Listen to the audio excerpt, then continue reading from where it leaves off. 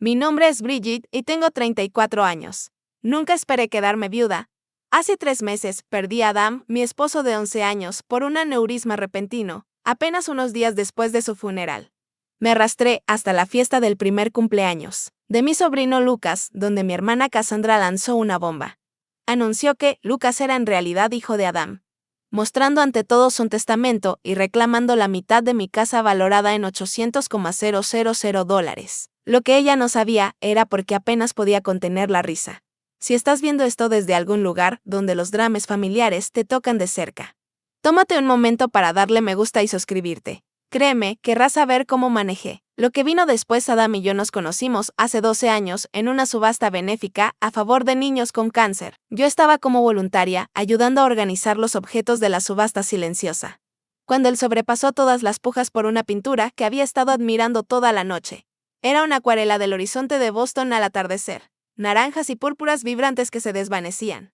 En el puerto, después de ganar, se acercó directamente a mí y me la entregó.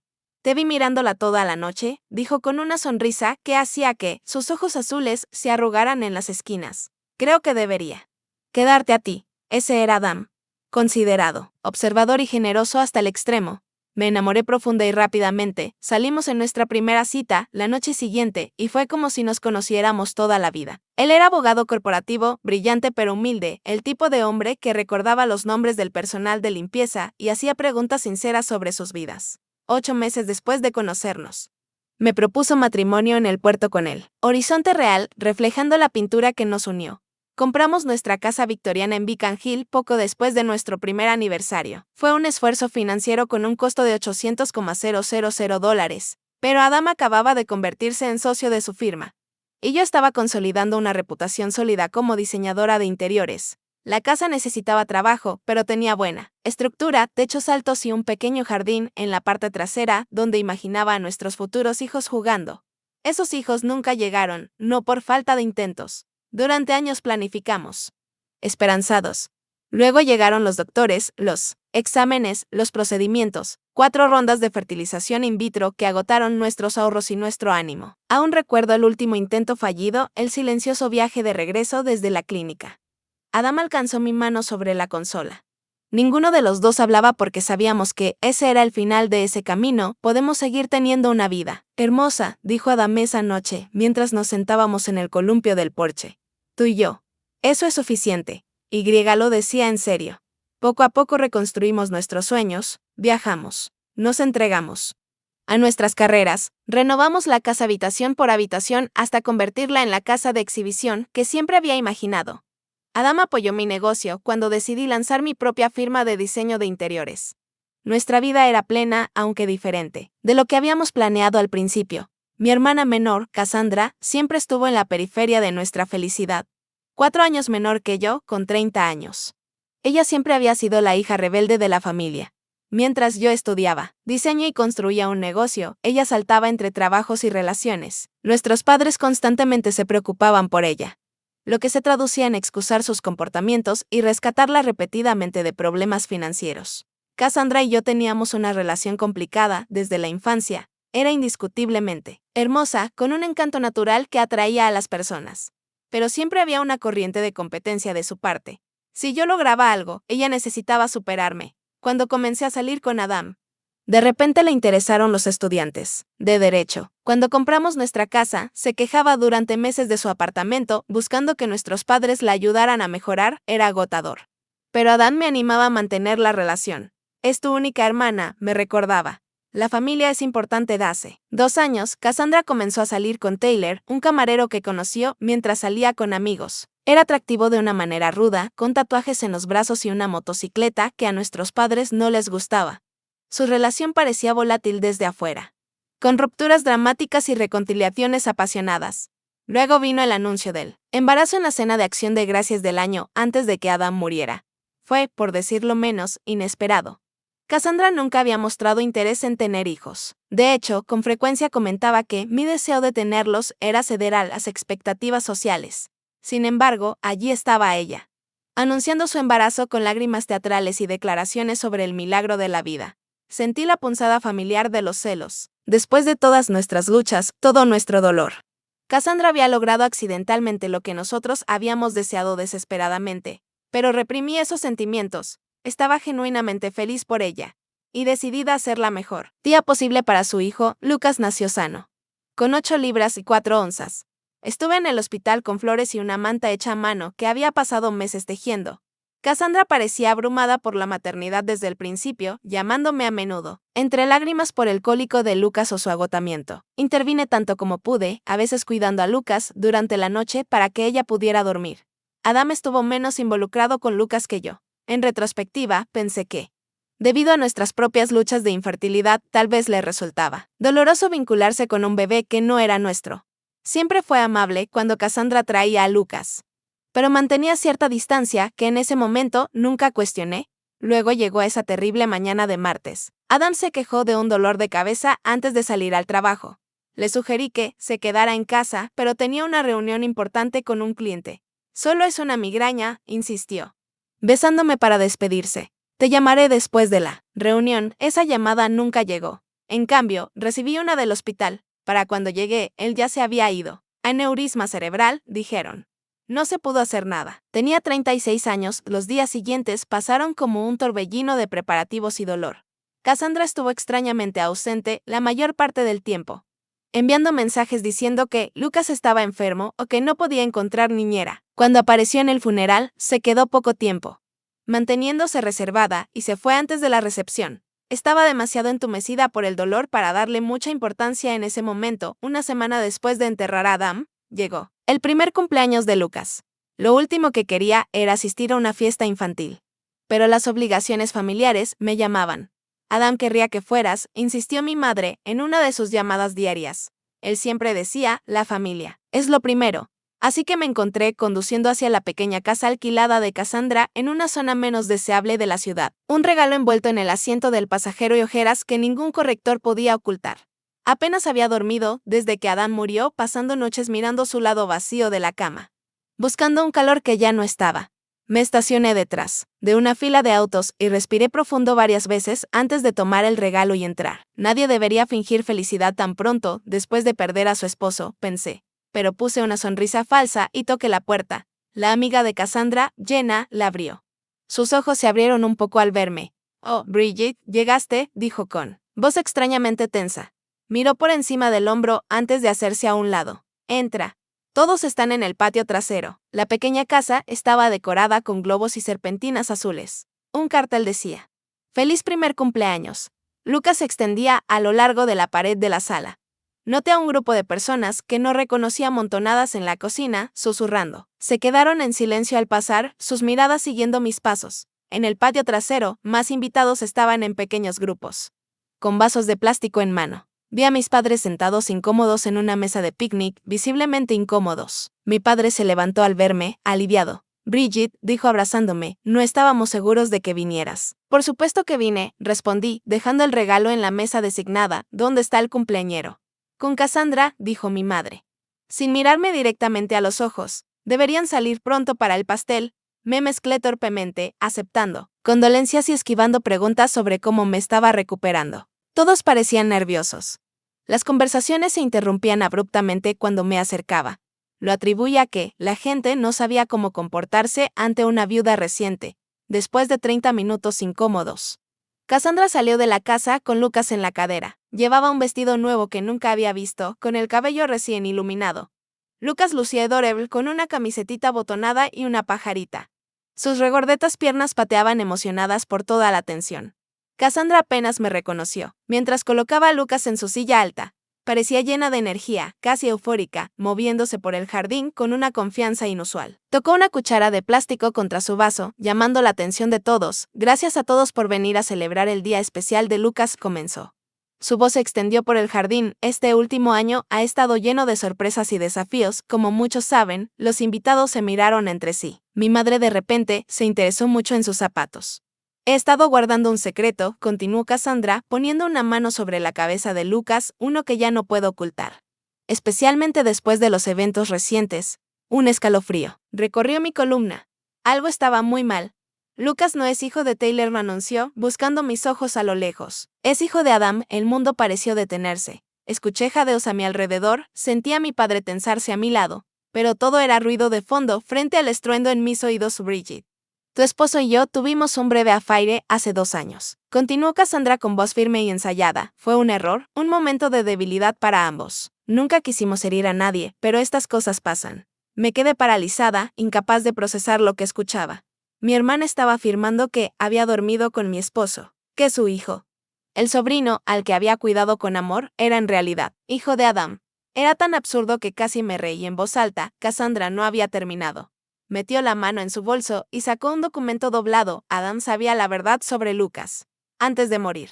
Actualizó su testamento, dijo, levantando el papel. Quería que su hijo estuviera protegido. Este testamento establece que la mitad de la casa que Adam y Bridget poseen debe ir a Lucas como su hijo biológico. Todas las miradas en el jardín se posaron en mí. Pude ver la lástima, la curiosidad, morbosa, la incomodidad.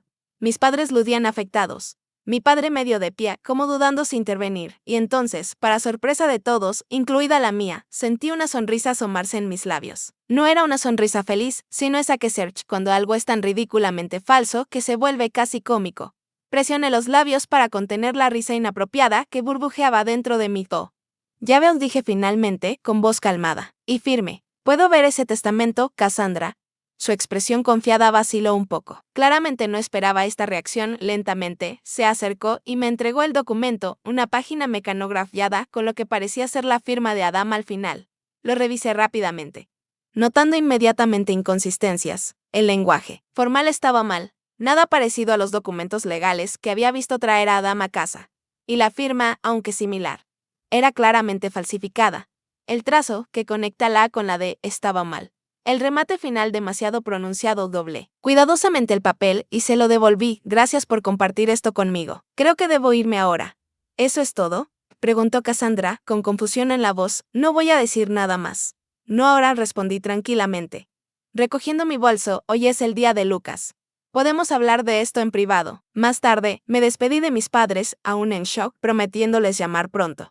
Mientras caminaba hacia mi auto, escuché murmullos detrás de mí. La atmósfera festiva estaba completamente rota. Ya dentro de mi auto, a salvo fuera de la vista, finalmente solté la risa que había estado amenazando con salir. Comenzó pequeña, pero creció hasta que las lágrimas corrieron por mi rostro. No, eran lágrimas de alegría, sin una extraña mezcla de dolor, ira e incredulidad ante la audacia de mi hermana. Porque había algo que Cassandra no sabía. Algo que Adam y yo nunca habíamos compartido con nadie. Algo que hacía su mentira elaborada, no solo dolorosa, sino imposible. La verdad sobre Adam y Cassandra comenzó hace 3 años, mucho antes de que Lucas siquiera fuera concebido. Habíamos invitado a mi hermana a cenar para celebrar su nuevo trabajo en una agencia de marketing. Su empleo más largo hasta la fecha. Adam había preparado su famosa lasaña y habíamos abierto una buena botella de vino.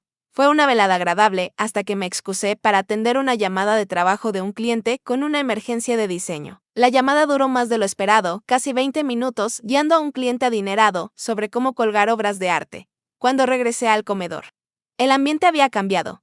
Adam se veía incómodo y Cassandra estaba sentada mucho más cerca de él que cuando la dejé. Tenía la mano sobre su brazo, riendo de algo que no escuché. No le di importancia en ese momento. Cassandra siempre había sido afectuosa y el vino había fluido libremente. Pero más tarde esa noche, mientras nos preparábamos para dormir, Adam parecía preocupado. Hay algo que necesito contarte, él dijo, sentado al borde de nuestra cama. No quiero que cause problemas entre tú y tu hermana, pero tampoco quiero guardarte secretos. Me explicó que, mientras yo estaba al teléfono, Cassandra le había hecho insinuaciones. Nada dramático, solo comentarios inapropiados sobre lo afortunada que era de tenerlo, seguidos de la sugerencia de que él merecía a alguien que realmente lo apreciara. Cuando él la rechazó, ella se rió como si fuera una broma, diciendo que yo era demasiado sensible si pensaba que hablaba en serio. Me dolió, pero no me sorprendió del todo. Cassandra siempre había cruzado límites. Decidimos dejarlo pasar como un incidente aislado, causado por el vino y su naturaleza competitiva habitual. Pero no fue aislado. Durante los meses siguientes, Cassandra encontró maneras de tocar a Adam. Cuando yo no miraba, envió mensajes que rozaban la línea entre amistad y coqueteo, y una vez apareció sin invitación en su oficina para invitarlo a almorzar. Cada vez, Adam mantenía límites de forma firme pero amable, y me lo contaba de inmediato, después del incidente en la oficina. Confrontamos a nuestros padres sobre el comportamiento de Cassandra. No fue bien. Sugerían que Adam estaba malinterpretando gestos amistosos y que Cassandra solo lo veía como un hermano. Mi madre incluso sugirió, con buenas intenciones pero terrible juicio, que quizás Adam se sentía halagado por la atención y exageraba la situación. Esa noche, Adam y yo tomamos una decisión. Crearíamos distancia con Cassandra sin provocar una ruptura familiar. Rechazamos invitaciones que la incluían, nos aseguramos de nunca estar a solas con ella. Y Adam bloqueó su número después de que ella enviara un mensaje particularmente sugerente a altas horas de la noche. Luego llegó el problema médico que cambió todo. Adam había sentido dolor durante semanas antes de finalmente ver a un urólogo. El diagnóstico fue un varicocele, una dilatación de las venas en el escroto, que requería cirugía. El procedimiento salió bien, pero hubo una complicación. El médico recomendó una vasectomía durante la misma operación debido a la extensión del varicocele y la posibilidad de recurrencia. Fue una decisión difícil, especialmente dadas nuestras luchas pasadas con la fertilidad, pero acordamos que era lo mejor para la salud de Adam. La vasectomía se realizó 2 años antes de que Lucas fuera concebido. Mantuvimos esta información médica en privado. Ni siquiera nuestros padres lo sabían, después de años de preguntas invasivas sobre nuestra falta de hijos. Aprendimos a proteger nuestra privacidad en temas reproductivos. Las únicas personas que sabían eran Adam, yo y los médicos de Adam. Tras la cirugía, mientras Adam se recuperaba, hizo una predicción que en ese momento parecía paranoica. Cassandra no ha terminado, dijo, sentado en nuestro jardín con una bolsa de hielo discretamente colocada. Tengo la sensación de que un día intentará algo más drástico. Yo me reí, pero Adam estaba serio. La semana siguiente programó una cita con nuestro abogado de familia, James Bilson. Fui con él, escuchando mientras Adam detallaba el comportamiento de Cassandra y su reciente procedimiento médico. James recomendó documentar todo, los avances no deseados, los registros médicos que confirmaban la vasectomía, incluso mensajes de texto y correos electrónicos de Cassandra.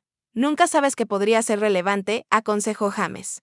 Mejor tener la documentación y no necesitarla que desear tenerla después. Seguimos su consejo, creando un archivo con todo lo relacionado con la situación. Adam también actualizó su testamento correctamente a través de los canales oficiales, asegurándose de que todo me llegara a mí en caso de su muerte. James guardaba copias de todos los documentos. Y colocamos los originales en una caja de seguridad en nuestro banco, por si acaso, como Adam decía cuando cerrábamos la caja. Aunque él planeaba estar presente para lidiar con cualquier drama de Cassandra al menos por otros 50 años. La mañana después de la fiesta de cumpleaños de Lucas, conduje directo al banco. El gerente, que conocía a Adam y a mí desde hacía años, expresó sus condolencias mientras me llevaba a la bóveda.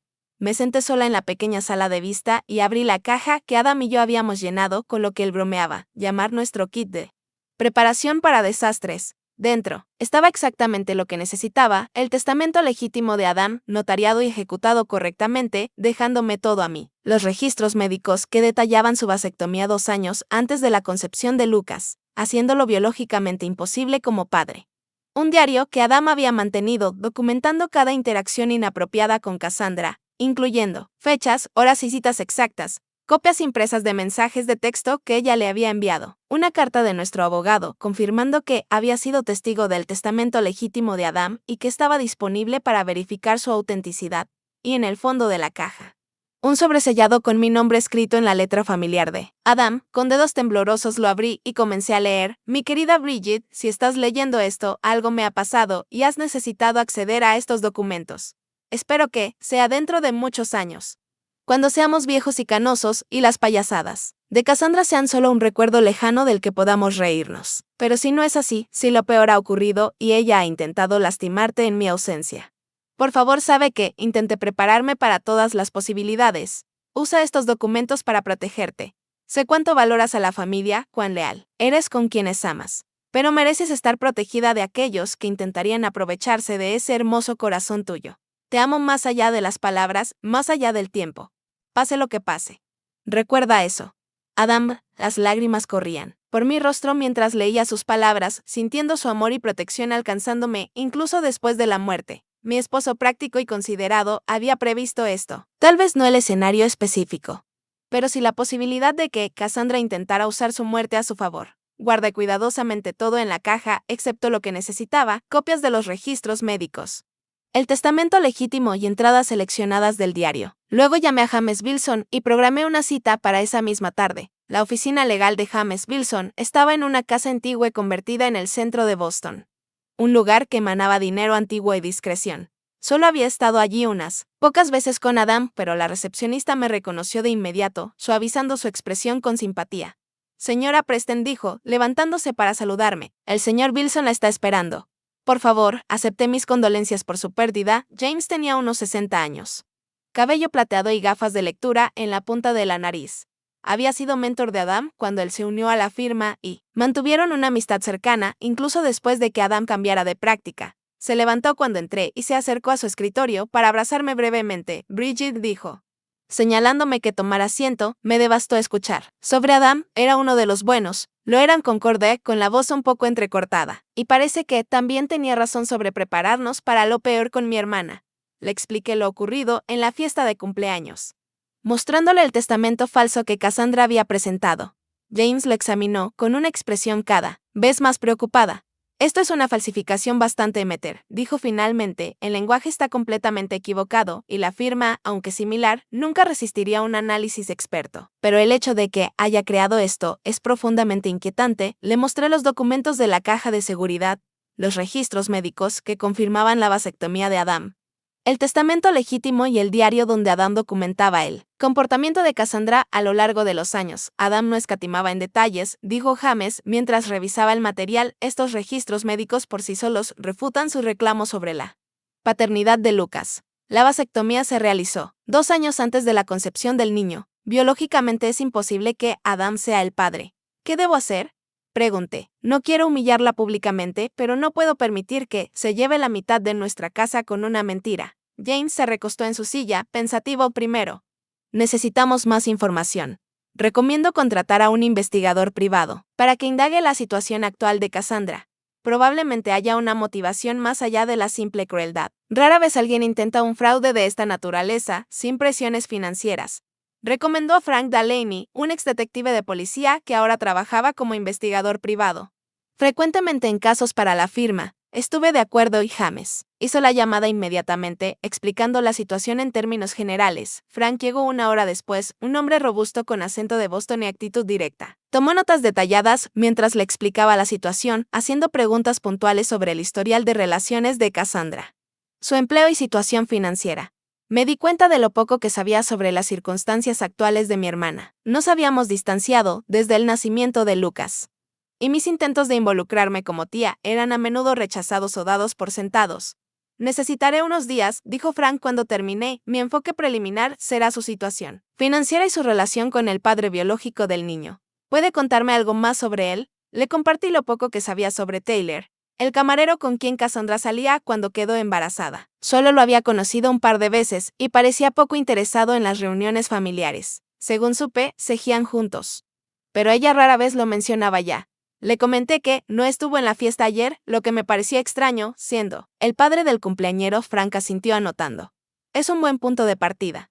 Me pondré en contacto pronto. 3 días después, Frank llamó solicitando una reunión en la oficina de James. Cuando llegué, ambos hombres revisaban documentos, esparcidos sobre la mesa de conferencias. Señora Preston, comenzó Frank una vez sentados. He descubierto información preocupante sobre la situación de su hermana. Según su investigación, Cassandra estaba en una situación financiera desesperada. Había acumulado más de $75,000 en deudas entre tarjetas de crédito, préstamos personales y facturas médicas por Lucas, quien necesitó cirugía por un defecto cardíaco poco después de nacer.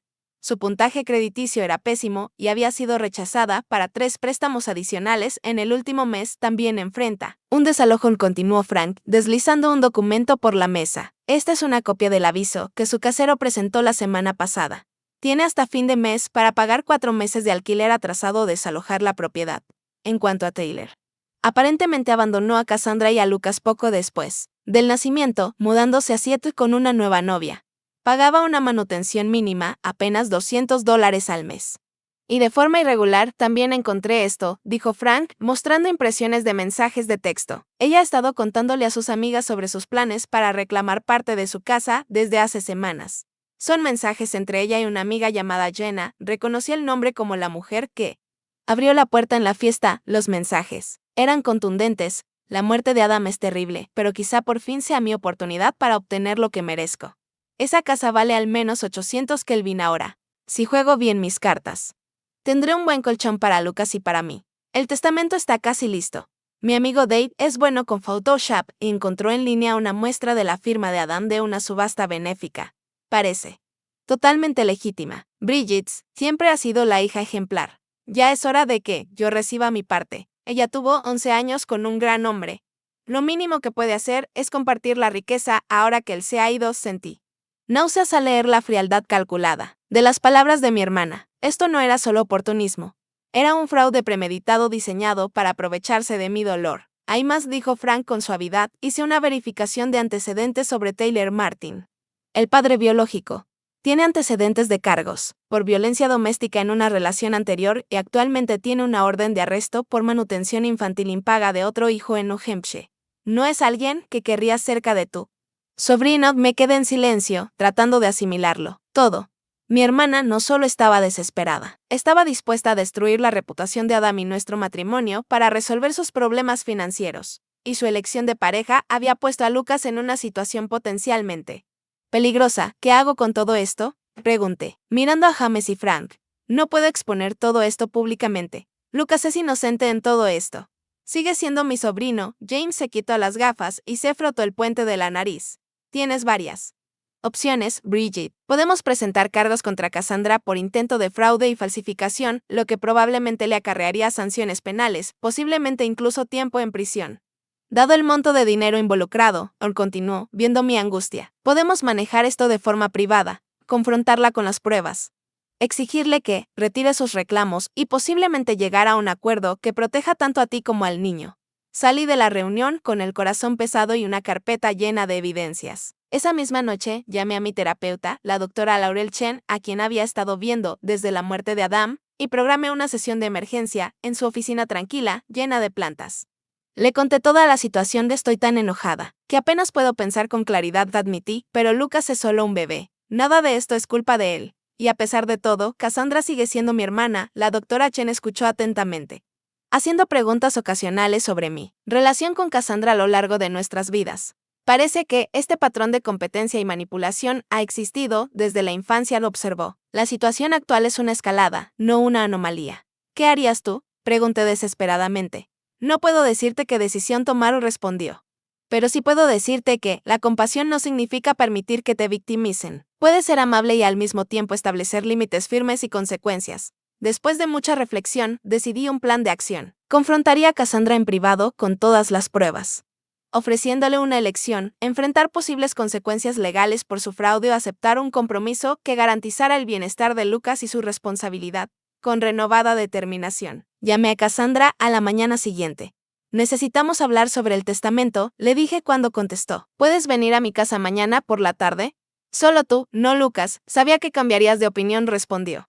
Con un tono satisfecho y arrogante, estaré allí a las 2. Pasé la mañana preparándome para la visita de Cassandra, ordenando documentos de manera lógica y colocando dispositivos de grabación por consejo de James. Massachusetts es un estado de consentimiento de 2 partes, me había advertido. No puedes grabarla en secreto, pero puedes pedirle permiso al inicio de la conversación, presentándolo como una forma de asegurar que ambos tengan un registro del acuerdo alcanzado. A las 2 en punto. Sonó el timbre. Respiré profundo para calmarme antes de abrir la puerta. Cassandra estaba en el porche, impecable con un atuendo nuevo, su confianza evidente en la postura. Pasan, dije, guiándola hacia la sala, donde había colocado 2 sillas frente a frente, una mesa de café, entre ellas con un grabador, vasos de agua y una carpeta con documentos. Espero que no te moleste si grabamos nuestra conversación. Me parece prudente, dado el carácter legal de lo que vamos a discutir. Cassandra dudó solo un instante antes de asentir. Claro, lo que te haga sentir cómoda. Aunque creo que esto puede ser bastante sencillo. El testamento es claro, encendí la grabadora, indicando la fecha y hora, y confirmando el consentimiento de Cassandra para ser grabada. Luego me recosté, estudiando el rostro de mi hermana, antes de hablar del testamento. Me gustaría entender exactamente qué afirmas que sucedió entre tú y Adam. Cassandra comenzó una historia bien ensayada sobre un supuesto romance hace 2 años. Según su versión, ella y Adam se acercaron en un periodo en que él y yo teníamos problemas que no conocíamos. Afirmó que se encontraron varias veces en un hotel del centro, que Adam le confesó su infelicidad en nuestro matrimonio y que Lucas fue concebido en esos encuentros. Él siempre quiso decírtelo, dijo, con ojos abiertos y una sinceridad practicada, pero luego Lucas nació con su condición cardíaca y no quiso añadir estrés a la situación. Prometió que cuidaría de su hijo, escuché sin interrumpir, notando las incoherencias en su cronología y detalles que contradecían lo que yo sabía sobre la leyenda de Adán en ese tiempo. Cuando terminó, comencé a hacer preguntas. ¿En qué hotel se reunían? El mandarín oriental respondió rápidamente. ¿Y qué habitación recuerdas? Vaciló un poco, estaba en un piso alto. No recuerdo el número exacto. ¿Qué días de la semana solían verse? Martes. A veces jueves. Cuando te decía que trabajaba hasta tarde, seguí con preguntas cada vez más específicas que solía pedir a Damal servicio de habitaciones. ¿En qué lado de la cama prefería dormir? ¿Se duchaba antes o después? Detalles que solo alguien que realmente hubiera estado íntimamente con Adam conocería. No respondió Cassandra, cada vez más nerviosa. Sus respuestas volviéndose vagas o contradictorias. ¿Por qué importa todo esto? Finalmente explotó. Lo que importa es que Lucas es hijo de Adam y el testamento prueba que Adam quiso proveer para él. En realidad, dije con calma mientras abría mi carpeta. Ambas afirmaciones son demostrablemente falsas. Puse los registros médicos sobre la mesa entre nosotras. 2 años antes de que Lucas fuera concebido, Adam se sometió a una vasectomía tras una cirugía por un varicocele.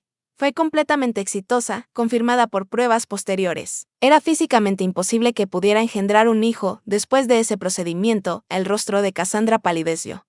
Tomó los registros médicos con manos temblorosas, escaneando el lenguaje clínico y las fechas. Esto podría ser falso, dijo débilmente. No lo es, respondí, y el médico de Adán está dispuesto a testificar sobre su autenticidad si es necesario. Pero eso es solo el comienzo, continué. Luego saqué el testamento. Legítimo, notariado y debidamente presentado ante el tribunal. Este es el testamento real de Adam, preparado por James Wilson y atestiguado por 2 socios de su firma. Como puedes ver, deja todo a mí, sin mención alguna de Lucas. La confianza de Cassandra se desmoronaba visiblemente.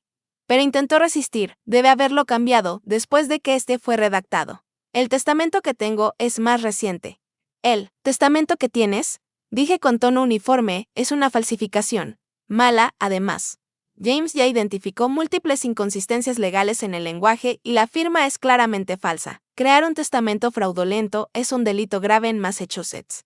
Castigado con hasta 5 años de prisión, continué presentando la evidencia metódicamente, el diario de Adam, documentando sus avances inapropiados, los mensajes de texto entre ella y Jenna, discutiendo el plan, y finalmente, el informe de la investigación de Frank, detallando sus problemas financieros. Aviso de desalojo y el abandono de Taylor. Sabemos todo, dije a Cassandra, mientras permanecía en un silencio atónito. La pregunta ahora es qué sucede después. Por un largo momento, no habló. Luego, para mi sorpresa, comenzó a llorar. No eran las lágrimas teatrales que solía usar para manipular a nuestros padres, sino sollozos profundos que sacudían su cuerpo. No sabía qué más hacer, dijo finalmente entre sollozos, me voy a quedar sin hogar. Lucas y yo estaremos en la calle en 2 semanas. Taylor nos dejó sin nada. Las facturas médicas no paran de llegar. Pensé que si pudiera conseguir algo de dinero de la casa. ¿Entonces decidiste destruir la reputación de Adam? Pregunté, endureciendo la voz. ¿Decirle a todos que me engañó? Falsificar documentos legales. Estaba desesperada, gritó, su tristeza convirtiéndose en ira. Tú lo tienes todo. Esta gran casa, un negocio exitoso, el respeto de todos. ¿Qué tengo yo? Un bebé con una condición cardíaca. $75,000 en deudas y una orden de desalojo. Intenta tomar buenas decisiones en esa situación. Su estallido quedó suspendido entre nosotras. La crudeza honesta, sin manipulación ni mentiras, tocó algo en mí. No perdono, no aún dije, pero quizás entiendo. ¿Lucas no es hijo de Taylor?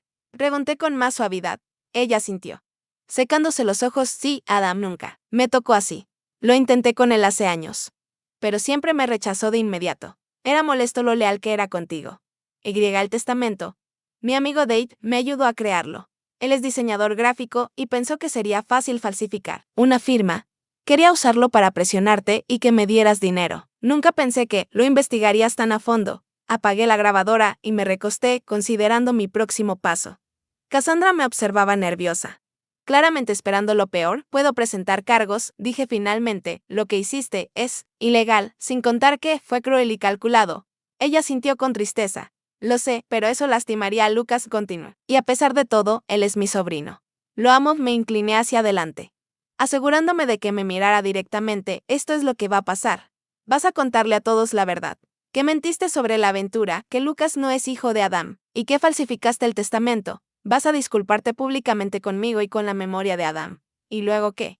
Preguntó con voz baja. Todavía nos desalojarán, dije. No he terminado, respondí. A cambio de tu confesión completa y un acuerdo legal para que nunca intentes algo así de nuevo, te ayudaré a ti y a Lucas. No dándote la mitad de mi casa, sino estableciendo un fondo fiduciario para la educación y necesidades médicas de Lucas y ayudándote a encontrar una vivienda estable. Sus ojos se abrieron sorprendidos. ¿Por qué harías eso, después de lo que hice? No por ti, dije honestamente, por Lucas y porque Adam querría que ayudara a su sobrino. Incluso si la madre de ese sobrino intentó destruir su reputación, habrá condiciones, continué, entrarás en terapia y asesoría financiera.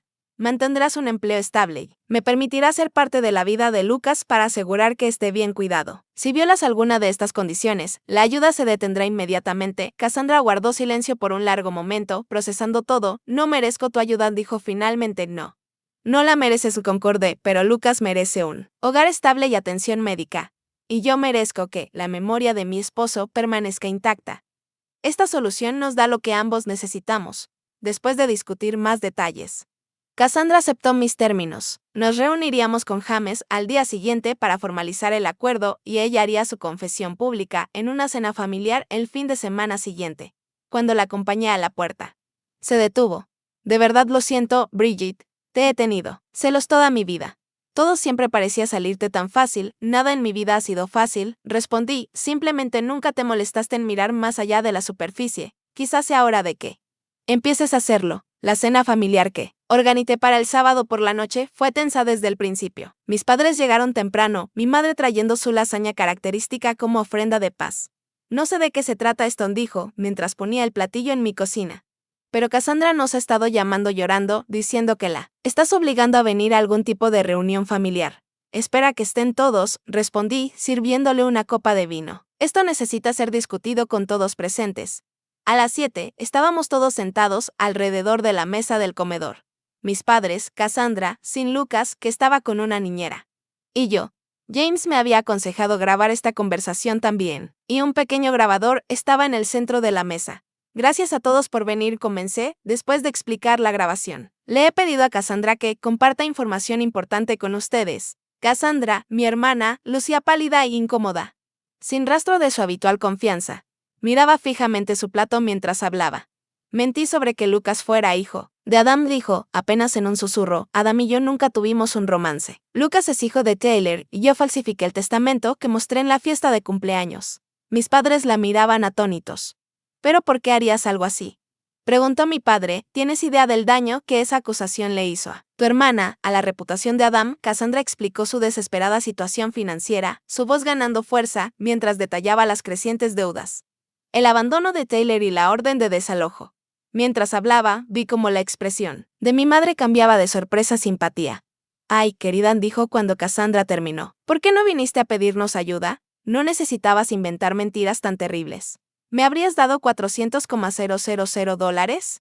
Preguntó Cassandra sin rodeos, porque eso es lo que habría conseguido si mi plan hubiera funcionado. La mitad del valor de la casa de Bridget. Por supuesto que no podríamos darte ese dinero, dijo mi padre, pero podríamos haberte ayudado con la renta, al menos temporalmente. En cambio, elegiste intentar defraudar a tu propia hermana, mientras ella lloraba la pérdida de su esposo. Sé que estuvo mal, admitió Cassandra. Bridget ya me lo ha dejado muy claro. Tiene la evidencia para presentar cargos si quisiera. Mi madre se volvió hacia mí alarmada. No le harías eso a tu propia hermana, ¿verdad? Bridget sentí una oleada de frustración ante su defensa inmediata de Cassandra, incluso ahora. Sí, podrían, dije con firmeza, lo que hizo no solo fue inmoral, sino ilegal. La falsificación y el fraude son delitos graves. Pero es familiar, insistió mi madre. Y además tiene a Lucas en mente. Yo también soy familiar, respondí, elevando un poco la voz. Tu hija también. La que acaba de perder a su esposo y luego tuvo que defender su memoria contra falsas acusaciones de infidelidad. ¿Dónde estuvo tu preocupación por mí en todo esto? Mi padre se mostró incómodo, moviéndose en su asiento. Claro, que nos importa, Bridget. Pero Cassandra siempre ha necesitado más ayuda, más guía.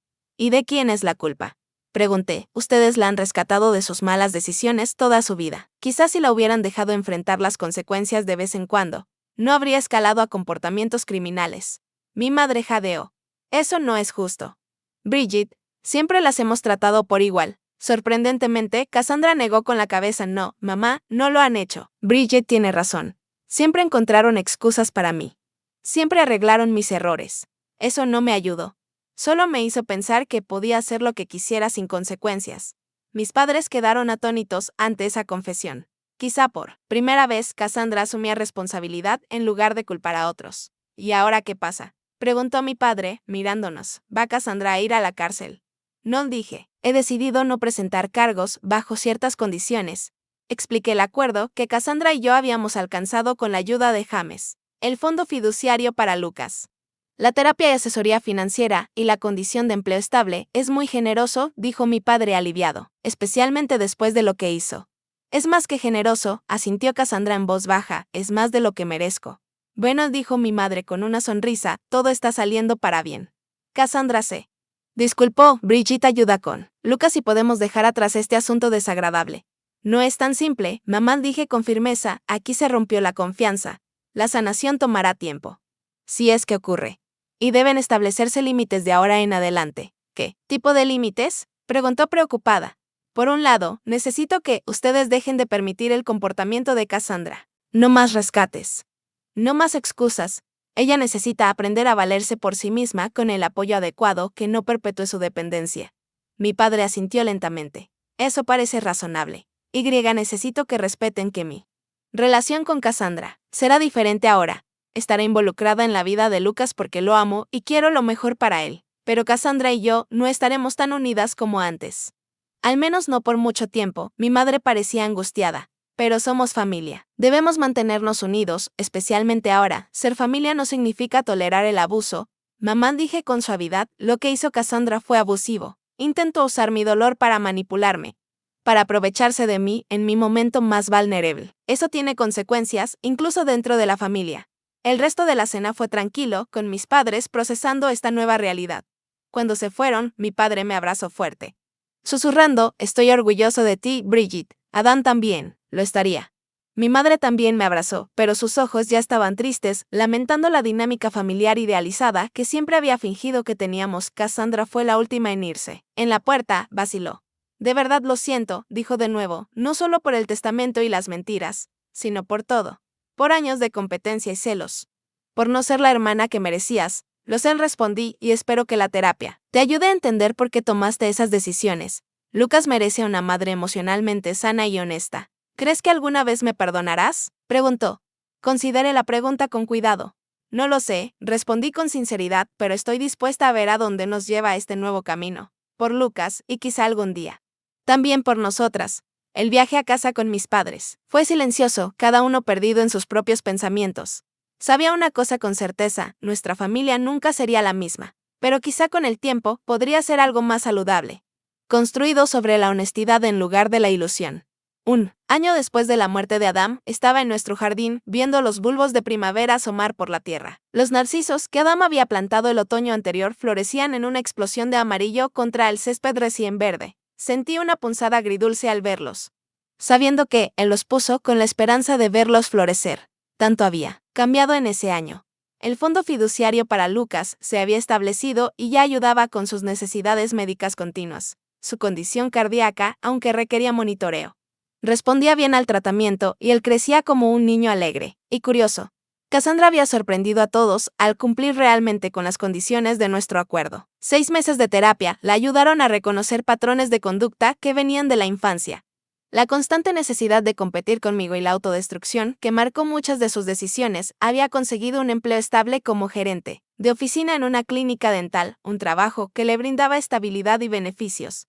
Nuestra relación se mantenía formal pero cordial. Veía a Lucas regularmente, llevándolo de paseo al parque o al museo infantil. Cassandra y yo no fingíamos cercanía, pero habíamos encontrado la manera de coexistir pacíficamente por el bien de Lucas. Mis padres tuvieron dificultades al principio con los nuevos límites que establecí. Mi madre, especialmente.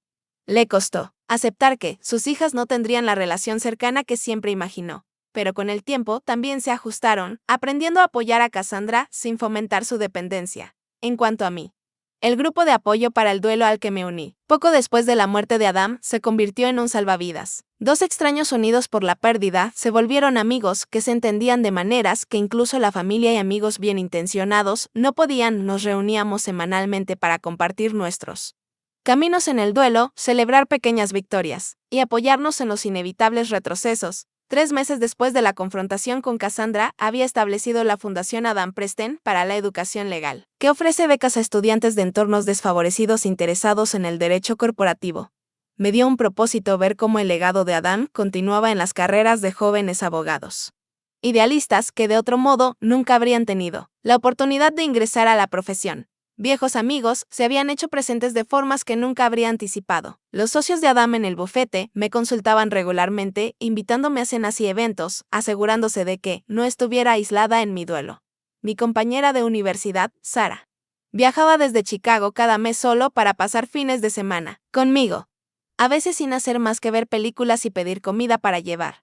Y luego estaba Michael. Lo conocí en una recaudación de fondos para la fundación 6 meses después de la muerte de Adam. Era profesor de ética en la Universidad de Boston, reflexivo y amable, con un sentido del humor discreto que en cierto modo me recordaba a Adam. Comenzamos como amigos, compartiendo cafés después de las reuniones de la fundación. Y poco a poco pasamos a cenas ocasionales. Era diferente de lo que tuve con Adam como debía ser. Michael entendía que Adam siempre sería parte de mi vida, que volver a amar no significaba reemplazar lo que hubo antes. Íbamos despacio. Ambos cautelosos pero esperanzados. De pie en el jardín esa mañana de primavera, reflexioné sobre todo lo que Adán me había enseñado, no solo durante los años que estuvimos juntos, sino incluso después de que se fue. Su previsión al preparar esos documentos me protegió cuando estaba en mi momento más vulnerable. Sus entradas en el diario validaron mis experiencias con Cassandra cuando mis propios padres intentaron desacreditarlas. Su amor continuó protegiéndome incluso en su ausencia. Aprendí lecciones difíciles a través de esta prueba, que las relaciones familiares necesitan límites claros para mantenerse saludables, que la documentación no es solo una precaución legal, sino a veces una necesidad emocional, que perdonar no significa olvidar o permitir que continúen patrones dañinos, que a veces las personas de quienes esperamos protección son justamente aquellas de quienes necesitamos protección, pero también aprendí sobre mi propia fuerza. Enfrenté la traición de Cassandra, navegué las complejidades legales y tomé decisiones difíciles sobre cómo seguir adelante. Todo mientras procesaba la devastadora pérdida de mi esposo. Encontré la manera de honrar la memoria de Adam, mientras comenzaba a construir una nueva vida para mí.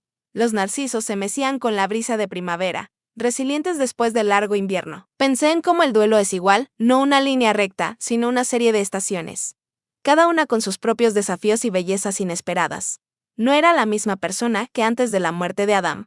Antes de la traición de Cassandra, era más fuerte en algunos aspectos, más cautelosa en otros, pero en definitiva más auténtica en la forma en que abordaba las relaciones y los límites. A veces, las traiciones más dolorosas nos obligan a encontrar fuerzas que nunca supimos que teníamos. Le dije suavemente al jardín que Adam amaba. No pudiste saber lo que pasaría después de que te fueras. Pero de alguna manera, me preparaste para enfrentarlo. Y de esa forma, tu amor aún me protege. Al volver a entrar, sentí una paz que había estado ausente por tanto tiempo. No porque el duelo hubiera desaparecido, eso nunca sería completamente así, sino porque había encontrado la manera de llevarlo junto con la esperanza en el futuro. Adán me dio ese regalo, enseñándome que el amor perdura incluso cuando la persona se ha ido y que la preparación y la honestidad son actos de profundo cuidado.